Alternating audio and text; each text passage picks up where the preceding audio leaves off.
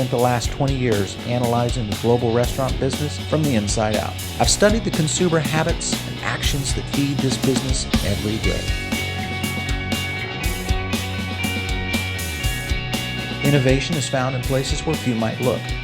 It's where the real heartbeat of the restaurant business lies. Sometimes it's beneath the known Michelin stars or the glitz and the glamour of the posh addresses of the best restaurant districts in the business. We all face the same thing every day, and that's finding the best value for what we want.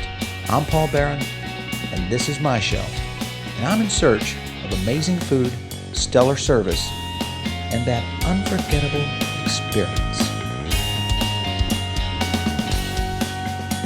Welcome to Table 42.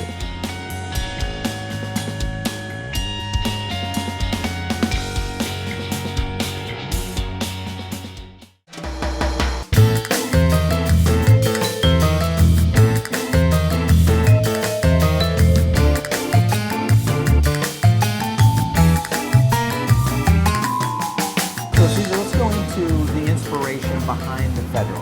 This is a menu that is very unique in the sense of not only the proteins you guys do, but also some of the spices and just the smells we're catching here in the kitchen right now. Tell us a little about that. Well, I think I grew up here in the States, and I have lived in different parts of the country, seeing how people eat, comfort American food. And I just wanted to do something a little different.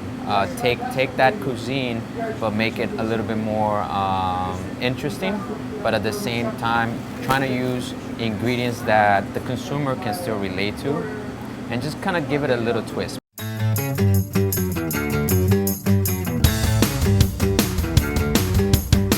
The buffalo pig wings that we have, instead of doing the chicken wings, we take a buffalo pig wing, which comes from the pre-blood part of the pig, and we braise it, smoke it, and then once it's cooked, it just compresses, and then actually just totally looks like a pig wing. Chicken wings are served with like a blue cheese sauce, right, and carrots and celery. So we just take it to another level, and we create a blue cheese mousse. Okay. And then the buffalo sauce, of course, everything is made in-house. And then we do a little pickled celery and carrot salad on top of it.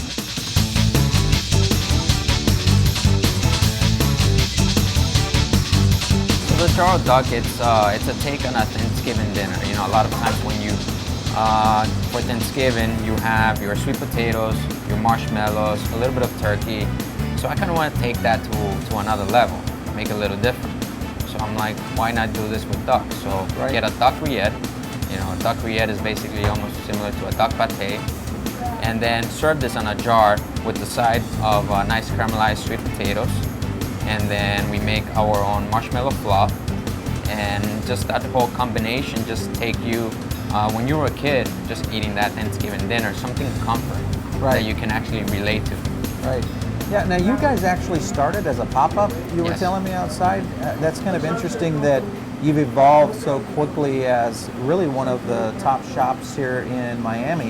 What was the trigger point for you to make that jump, to say, okay, this is no longer, we want to make this a full-blown shop now? We go to New York, Chicago, San Francisco, and we see all these unique restaurants that every time we go there, we always keep going because they have all this great food.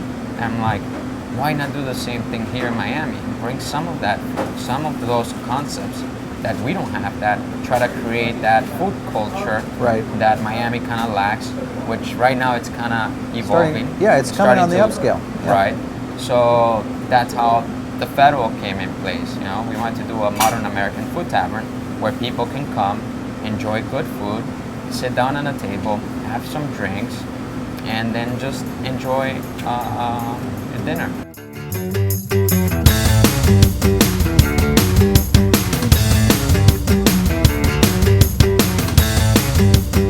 So Agnes, let's talk a little bit about what we've done. We've kind of went from the back of house and now we're in the front of house of the Federal. And you guys have obviously a very unique style here that I don't even want to try to explain what you're trying to pull off here because it's just got a special feeling about it. In your words. I think special is a great way to describe it. We are a modern American tavern. People always ask us, well, what does that mean? Well, It's sort of about taking classic American comfort foods, putting them in a setting that is really comfortable, taking you out of Miami, and making you feel like you're in some tavern in the Catskills, but you're getting the best food that you can possibly get. Amazing service, a great wine selection, and some cool beers. What is the inspiration behind the design? So obviously you and Cesar have kind of put together not only a matchup with the menu itself, but styling it into the design of the restaurant itself. Was there anything that inspired you specifically? Well, so Cesar and I are one part of this equation. The other part of this equation is a fellow named Alejandro Ortiz, and he is one of the partners of the Federal. And the three of us, we figured the three of us came to the States when we were young kids. What could we put together and compile as two kids from Puerto Rico and a Colombian kid? What is a reference point that we could do and relate to and Right. really put it inside four walls? And this was it. We all grew up in the Northeast. Cesar spent a lot of time in Houston, so there's that Southwest influence. Alejandro went to school at CIA, so there's that Catskill influence. I grew up in Manhattan, so we managed to put different influences in our lives from those three different geographical regions, and that this place is an amalgamation of that. Yeah, I think those kind of restaurants, when they bring in that style and personality from so many different places in the country or across the globe, you end up with that very special feeling. Absolutely. And that you have here at the Federal. And this is it's really personal. It's personable because we want our staff to make everyone feel like they're at home. We wanted to create a space that, even though it was new, it was already broken into. It felt used. It felt like you had been here 50 times over, but the door hadn't even opened yet. Right. And that was a huge part of the inspiration of doing this, because it is about comfort food. It's about feeling good and feeling good in your skin. Yeah. And also taking you away from what is outside those doors. You do have an interesting wine list in comparison to, say, other restaurants. Absolutely. Obviously, trying to pair it with a food like this is not an easy task. What Right. was the idea behind that? Well, first and foremost, we're a small business and we're the underdog, so we are working with distributors and portfolios that represent that. Yeah. So we're supporting our own kind. So everyone can buy from the big brands if they wanted to, but we want to support people who really pull out of care and integrity in what they do. And every single one of the wines on our wine list absolutely and wholeheartedly represents that. So that is the first criteria for the wines to even walk in the door. The second criteria is, do they pair well with our food? 60% of the wine list is domestic, 40% is international, and between the differences that each section will have, the one thing that they do have in common is that there's a great balance of acid and fruit. Our food can be rich at times, so it's really important that we find wines that have sufficient acid structure to balance off those foods, because after all, food and wine go hand in hand. Sure. They're meant to be consumed together. But then also you have to be cognizant of the individual that just wants something a little fruity and a little light and a little bit easy to drink. All right, so guys, we have explored the Federal in a way that only Table 42 does. And part of kind of our final hurrah in each episode is we actually get a chance to be at a table with our owners, our chefs, our maitre d's, to talk a little bit about the food as kind of the final act, you know, because obviously you guys have connected the back of house with the amazing recipes and concepts of the menu to the front of the house with the design and the element that kind of connects to that consumer. What do you guys see when you are looking at a consumer and how they kind of react to what they find when a food delivery happens maybe for the first time? Surprise, wonder? A little bit of both. I think that surprise that they'll just be like, and then they'll just smile.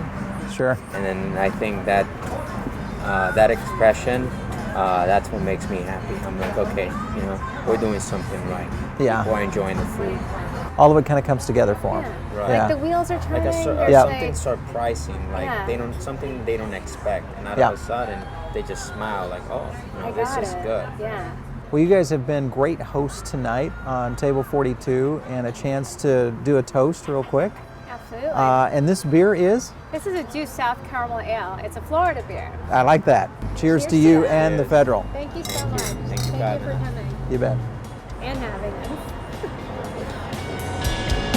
Oh, that's great.